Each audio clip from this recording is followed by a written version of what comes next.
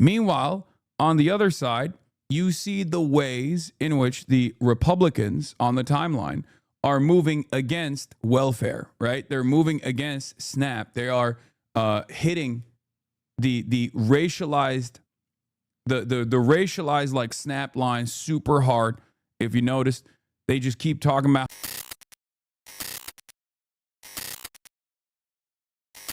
But here, we'll start out with the SNAP combo. Okay, SNAP benefits set to expire amid government shutdowns. With SNAP food assistance set to run out, a federal judge ordering the Trump administration to continue funding the program that is used by nearly 42 million Americans. The judge ruling suspending the SNAP program would likely cause irreparable harm, citing the terror felt by Americans who are scrambling to meet their basic nutritional needs. But it's unclear how quickly food stamps would actually reach those millions of Americans, leaving SNAP recipients in limbo. It's really starting to be more than just news. It's really hitting home. So this is about my life personally, not just my life as an American, but how I will function in my home. The administration has argued it's not legally allowed to use the money. But late Friday, President Trump saying he's instructed government attorneys to ask the judge how we can legally fund SNAP as soon as possible. If the court gives direction, the president said, it will be my honor to provide the funding. The benefits that roughly 1 in 8 Americans rely on were set to halt in nearly every state, a lifeline for many who struggle to put food on the table. That's what feeds me. If I don't have that, I don't eat. Now, day 32 of the government shutdown, approaching the longest shutdown in American history with no end in sight. President Trump placing the blame squarely on Democrats. All they have to do is say, let's go, let's open up our country. Yeah, 35 is the longest.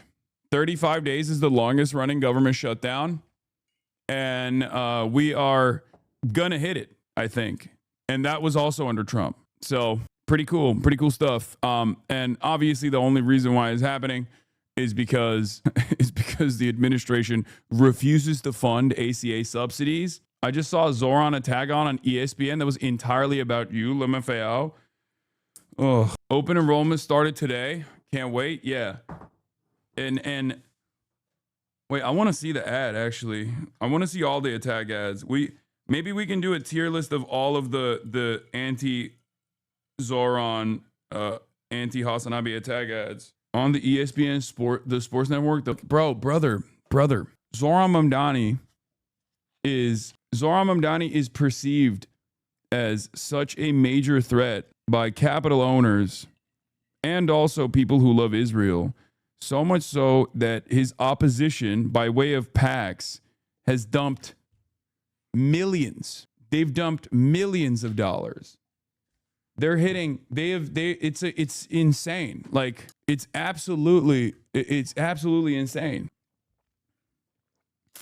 Yeah, Congress is in recess, I think. So I don't even think that they can actually end this shutdown, even if they wanted to, until next week, until Monday. Maybe I'm wrong on this, but I think it's going to pass 35. Donald Trump is going to hit that record, baby. He is the GOAT. You know how it is. You know how it is. Record after record for my GOAT. Winning. I'm on ACA plan in Alabama, single 33-year-old male. My premium is increasing from $100 to $713. Millions of us are about to be uninsured. Yeah. And there's also so many additional consequences of this. Because if a guy like you, a 33-year-old single male who is less likely to be sick and less likely to actually tap in to the overall insurance pool, then you're just going to not take the chance. You're going to be like, all right, I'm just not going to have health insurance. Like, I'm relatively healthy. So when you're taken out of the insurance pool, insurance providers lose their leverage, right? Because that's how insurance works. For those of you who don't understand how insurance works, insurance providers will take a large pool of funds and will basically leverage the healthier population that has bought in to the insurance that never ends up using said insurance against those who are less healthy, who have a higher likelihood of using the insurance. This is how you create an insurance pool, right? But when the healthier people are like, well, I'm young, I'm healthy. There is a lower likelihood that I will get sick. So I'm just not going to pay these insane premiums. They pull out. They pull themselves out of the insurance market, the insurance pool, making it even more costly because then you remain with only people who are the most sick who desperately need insurance. Therefore, it creates this weird death spiral, right? And that is the major problem with the ACA subsidies. It is obviously a horrible public-private partnership structure that we have designed, not dissimilar to college campuses, not dissimilar to universities and how much their costs have also ballooned over the years. So when Republicans actually look at this structure and say, this system is broken, this system is broken, they're not wrong. It's just that they want to break it further in the wrong direction, in the direction of deregulating the marketplace further, allowing insurance companies to basically offer you junk insurance programs, which kind of already happened, and also maybe even deny coverage to people with pre-existing conditions, because those are the ways that insurance companies can basically eradicate more costly elements, the more costly patients. Okay? So that's the system that we have, and that's the issue that we have. They want to continue privatizing insurance even further and make it even worse and more costly, whereas those of us on the left want to make this one singular pool, single-payer healthcare, socialized healthcare, universal healthcare. This is what we want to do because we understand that it is far cheaper overall to have one major pool that is comprehensive and covers every single American. Okay? That way, there is no additional market competition amongst insurance providers. There is no bloated, unimaginably costly middleman that doesn't need to exist. It's the best solution. It's cheaper. It's good policy. It's good politics. People want it. And yet, there is consensus, at least in Washington, amongst all the politicians, regardless of their party, regardless of their ideological background, with like some very few exceptions, that insurance as a sector must exist. There has to be a private insurance industry. Very, very dumb. And also incredibly consequential, incredibly bad. And yet, this cruel system still remains. But as it stands, despite my advocacy for Medicare for all, I still recognize that the Democrats are doing the right thing to, at the very least, offer an immediate Band-Aid solution by pushing the government to continue funding ACA subsidies so that people just don't have a lapse in their coverage or people don't see a massive increase in their premiums. Because like open enrollment starts, and if you actually just auto sign off on your pre-existing healthcare, you might be paying like 3x without even realizing it on your premiums. You have to, in a country where 64% of Americans are living paycheck to paycheck, okay, and can't pay for $400 in emergency funds, that's the first premium payment that you have to pay that will directly put you into potentially bankruptcy. It's ridiculous. It is ridiculous. It is unimaginably cruel. It is ridiculous. And the Republicans don't even want that. They don't even want the Band-Aid. It's crazy. Democrats and Republicans have put a Band-Aid on a gaping wound, and the Republicans rip the Band-Aid off. And they're like, nah, let the wound get worse. And everything snaps back into shape.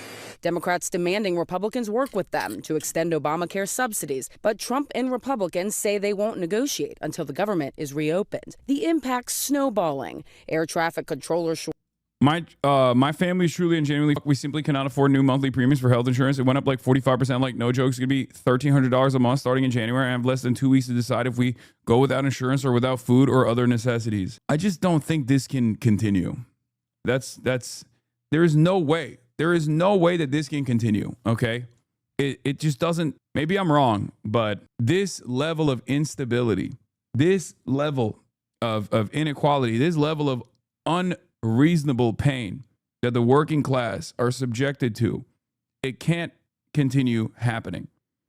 Meanwhile, on the other side, you see the ways in which the Republicans on the timeline are moving against welfare, right? They're moving against SNAP. They are hitting the racialized, the racialized like SNAP line super hard.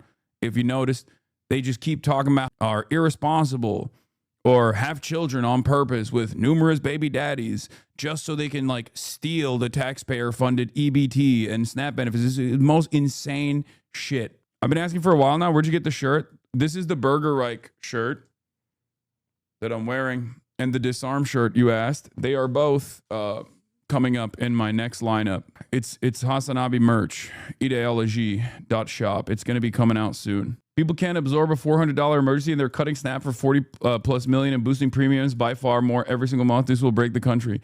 Yeah, I don't know where this goes is what I mean. You're saying do mutual aid chat, and that is true. We should be doing that. And I'm working on figuring out what I can do for food banks out here in Los Angeles. And I'm not really going to be around in LA for the next month or so. But I'm gonna try my best to set up some fundraisers and stuff, even if I'm in China.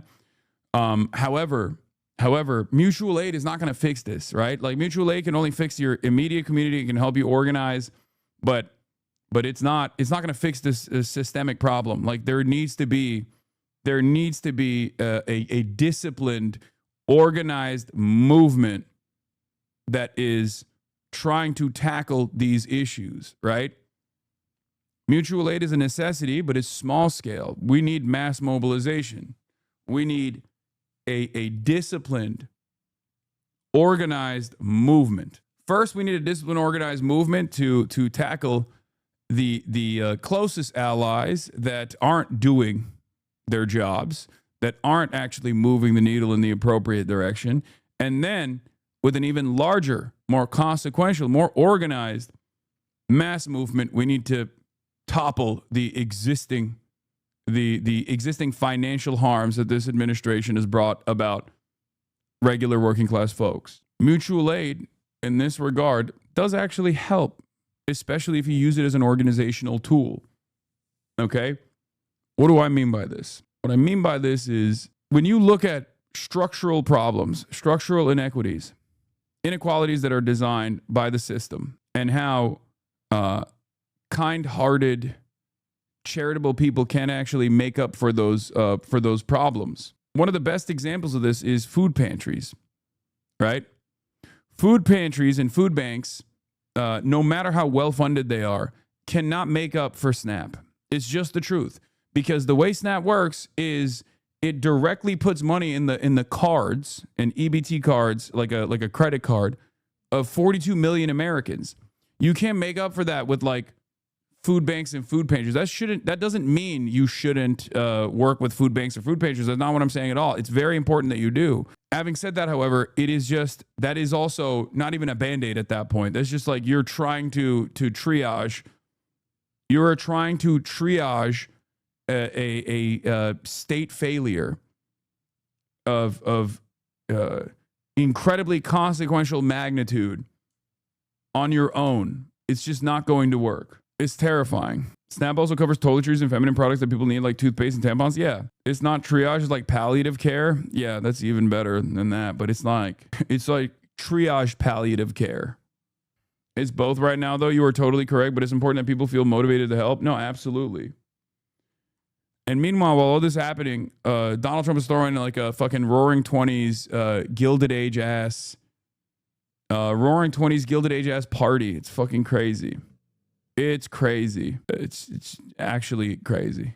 Shortages across the country are leading to flight delays at some of the nation's busiest airports. Federally funded Head Start preschool programs serving more than 65,000 children now at risk of closing, potentially harming the development of young kids.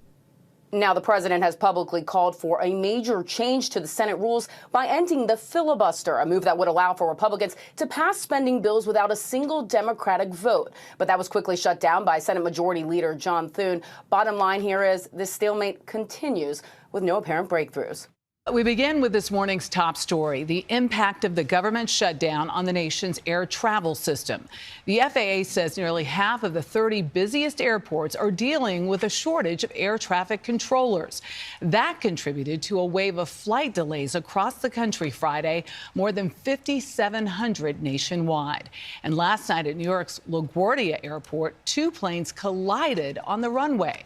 Allie Bauman is here with more. Allie, good morning. Good morning, Michelle. Bro, am I cooked? I'm doing mad domestic and international travel in like the upcoming weeks.